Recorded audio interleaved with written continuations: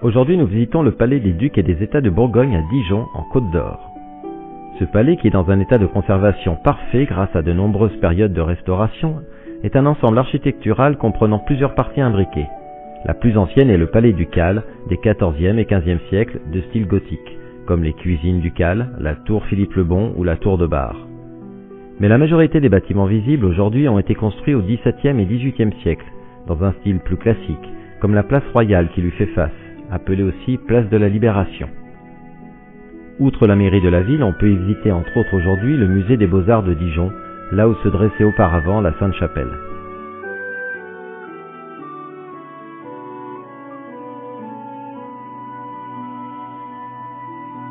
Le duché des Ducs de Bourgogne est né vers la fin du IXe siècle. Auparavant, on parlait du royaume de Bourgogne. Il s'agissait donc d'un État indépendant qui, depuis sa création au Ve siècle, a vu ses frontières changer continuellement selon les conflits et les traités. Jusqu'en 843, où le traité de Verdun le fit se diviser en deux parties, la Bourgogne, dont l'actuelle est issue, et la Franche-Comté de Bourgogne, qui deviendra la Franche-Comté. En l'an 880, le duché de Bourgogne est créé par Richard II de Bourgogne, surnommé aussi Richard le Justicier. Il est nommé marquis puis premier duc de Bourgogne par le roi Louis III de France. À l'époque, bien sûr, le duc ne résidait pas encore dans le palais actuel, mais dans un château fortifié adossé à l'ancienne muraille de la ville datant du IIIe siècle. En l'an 1171, le duc Hugues III de Bourgogne, en chemin pour un pèlerinage en Terre Sainte, faillit mourir lors d'une tempête. Voyant sa dernière heure arriver, il jura que s'il en ressortait vivant, il ferait construire une église. Sain et sauf, il revint un an plus tard et, tenu sa promesse, fonda l'église mais aussi un collège de chanoines. Cette église, nommée la Sainte-Chapelle, sera la chapelle particulière des ducs de Bourgogne, de certains rois et le siège de l'ordre de la Toison d'Or. Elle sera détruite en 1802, après avoir été durant de nombreuses années pillée et saccagée au lendemain de la Révolution. En 1365, Philippe le Hardi arrive à Dijon et fait construire au cœur de la ville la tour de Bar par l'architecte Belin de Comblanchien. Il s'agit d'une tour d'habitation de 3 étages composée de grandes pièces. Le rez-de-chaussée fut utilisé comme prison pour le roi René d'Anjou, duc de Bar, à 2 reprises, d'où le nom de tour de Bar. Mais le rez-de-chaussée servit aussi de salle capitulaire pour la Sainte-Chapelle.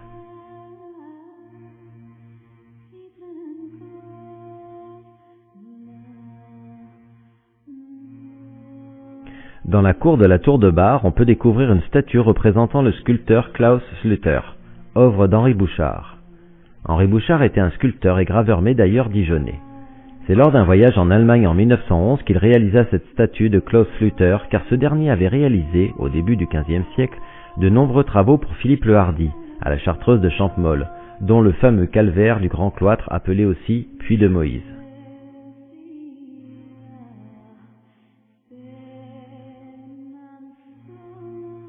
En 1433, Philippe le Bon fait construire de nouvelles cuisines ducales dans une immense salle de 12 mètres de côté, et de grandes cheminées doubles. À côté fut aussi construit des réserves, une panetterie, une pâtisserie et une petite cour avec un puits. Cela permettait aux ducs de pouvoir donner d'immenses festins et d'asseoir leur prestige.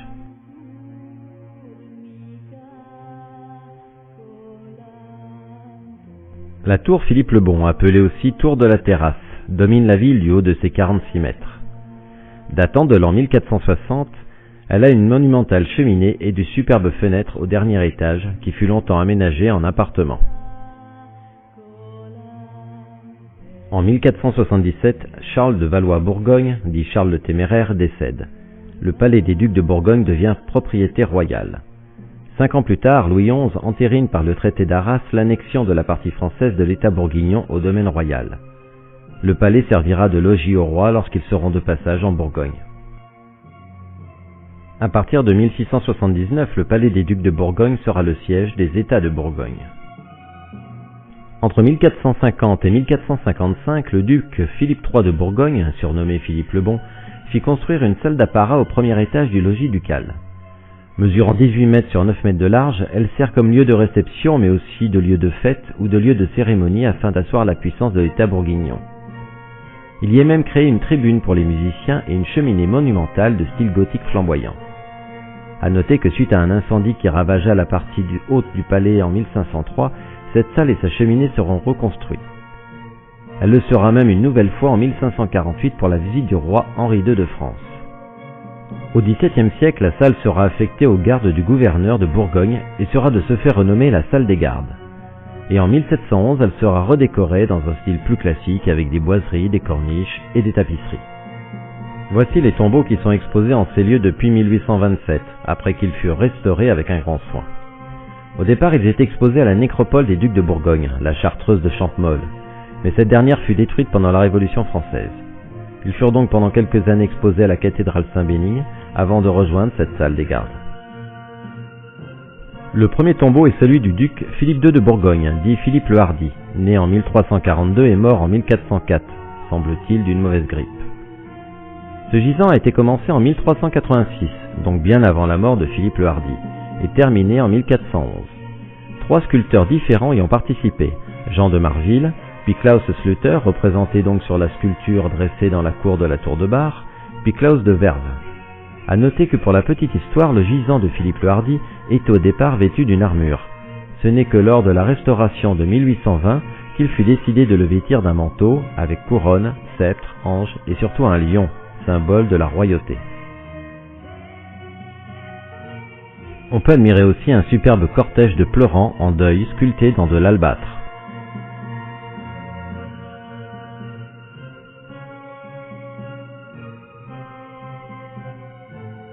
Le plus grand tombeau est celui de Jean sans Peur, né en 1371 et mort en 1419, et de son épouse, la duchesse Marguerite de Bavière, née en 1363 et morte en 1423. Notez que Jean sans Peur est le fils de Philippe le Hardi. Ce tombeau a lui été réalisé entre 1443 et 1470 par les sculpteurs Jean de la Huerta puis Antoine le Moiturier. On retrouve là aussi la dalle en marbre noir et les pleurants en albâtre. À la Révolution, la majorité du palais ducal devient le musée des Beaux-Arts de Dijon, ce qui est d'ailleurs toujours le cas, comme vous pourrez le constater lors de la suite de notre visite.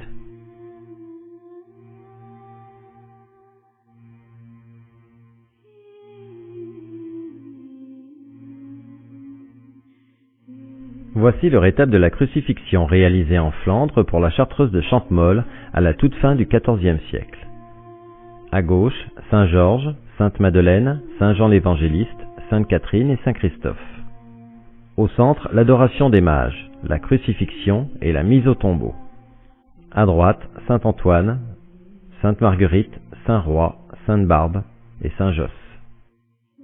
Un travail de minutie qui nécessita près de 9 ans de travail.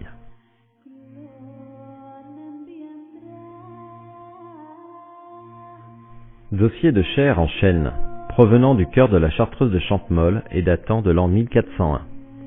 On remarque sur la partie supérieure les armes de Jean sans Peur, alors qu'il était comte de Nevers.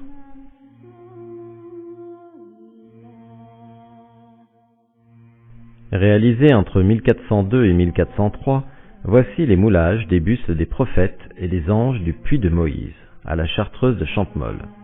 Un travail impressionnant de réalisme.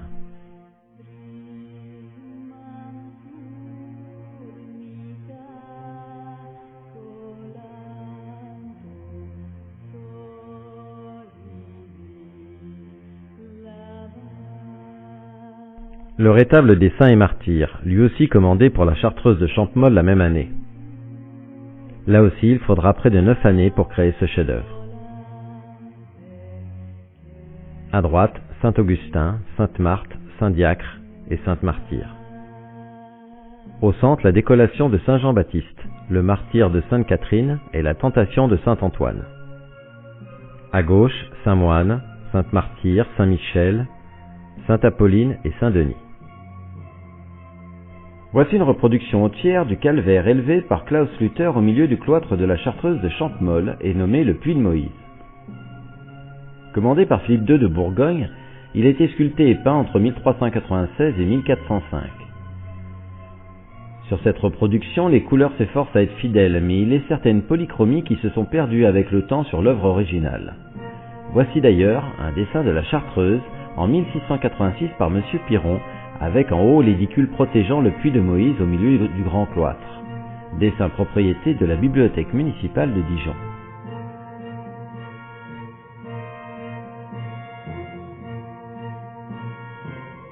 Le musée des Beaux-Arts de Dijon est une merveille. Non seulement le cadre est magnifique, dans ce palais des Ducs de Bourgogne, si exceptionnellement restauré, mais l'éclairage et l'ambiance sont propices à la contemplation de ses œuvres, qu'il s'agisse de sculpture ou de peinture. Et à chaque détour, il est toujours une œuvre particulière à contempler. Pour la petite histoire, chaque année, plus de 200 000 personnes le visitent, ce qui en fait le second lieu le plus fréquenté en Côte d'Or, après les Hospices de Beaune. Voici par exemple une œuvre étonnante datant du XIVe siècle nommée La Mort, dépôt du musée du Louvre.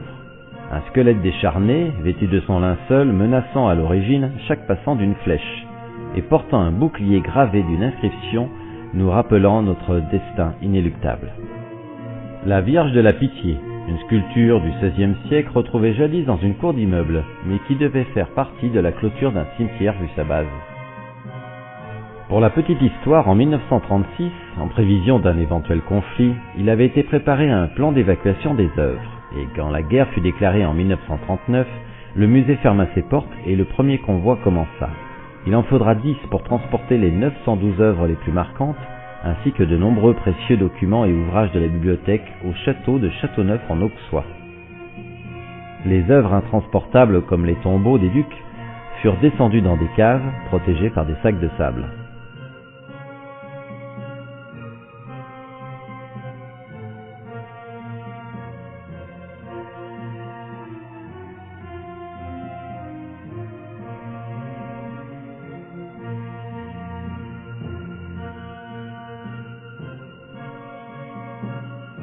Toujours pour la petite histoire, certaines œuvres égyptiennes, provenant entre autres du site d'Antinoé, ont été au début du XXIe siècle prêtées au musée du Louvre, mais n'ont jamais pu être rendues par ce dernier car les œuvres avaient été dispersées dans différents bâtiments officiels sans pouvoir retracer leur parcours. Du coup, le Louvre a dédommagé le musée des Beaux-Arts de Dijon par un don d'œuvres estimées équivalentes. Je ne peux que vous inviter de visiter ce musée qui fait partie des plus anciens, des plus beaux et des plus grands de France, mais qui va d'ailleurs agrandir grâce à une nouvelle phase de restauration commencée en 2006.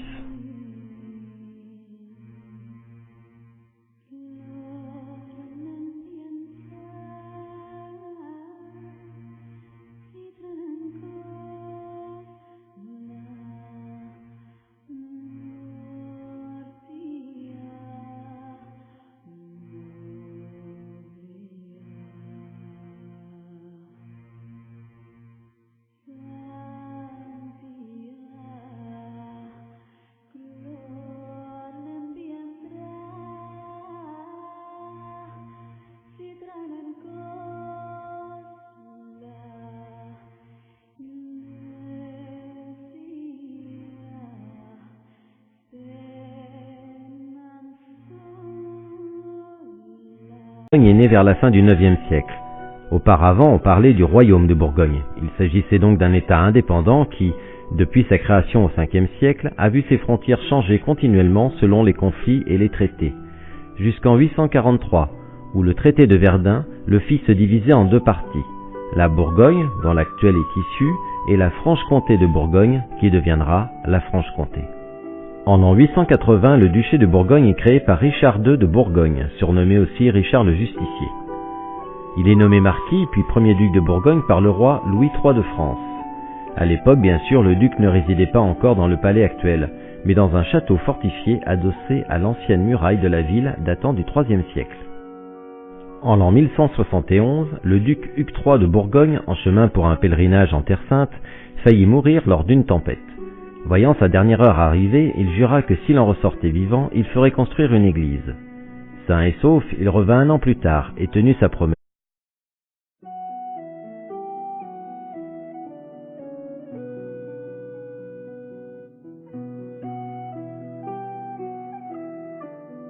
Aujourd'hui, nous visitons le palais des Ducs et des États de Bourgogne à Dijon, en Côte d'Or. Ce palais, qui est dans un état de conservation parfait grâce à de nombreuses périodes de restauration, est un ensemble architectural comprenant plusieurs parties imbriquées. La plus ancienne est le palais ducal des XIVe et XVe siècles de style gothique, comme les cuisines ducales, la tour Philippe le Bon ou la tour de Bar. Mais la majorité des bâtiments visibles aujourd'hui ont été construits au XVIIe et XVIIIe siècle, dans un style plus classique, comme la place royale qui lui fait face, appelée aussi place de la Libération. Outre la mairie de la ville, on peut y visiter entre autres aujourd'hui le musée des Beaux-Arts de Dijon, là où se dressait auparavant la Sainte-Chapelle.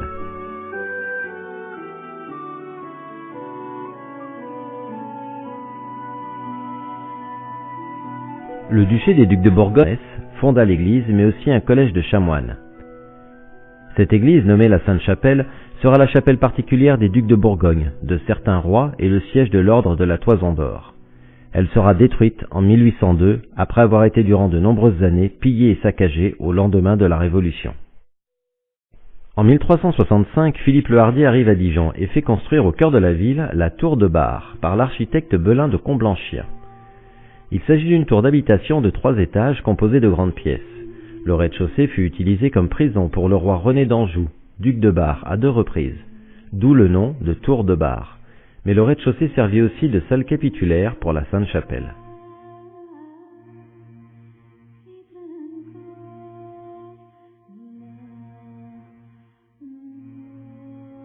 Dans la cour de la tour de Bar, on peut découvrir une statue représentant le sculpteur Klaus Schlüter, œuvre d'Henri Bouchard.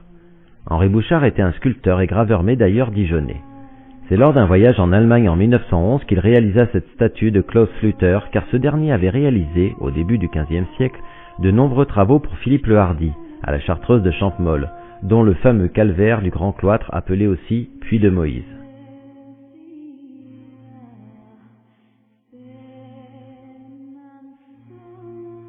En 1433, Philippe le Bon fait construire de nouvelles cuisines ducales dans une immense salle de 12 mètres de côté et de grandes cheminées doubles. À côté fut aussi construit des réserves, une panetterie, une pâtisserie et une petite cour avec un puits. Cela permettait aux ducs de pouvoir donner d'immenses festins et d'asseoir leur prestige.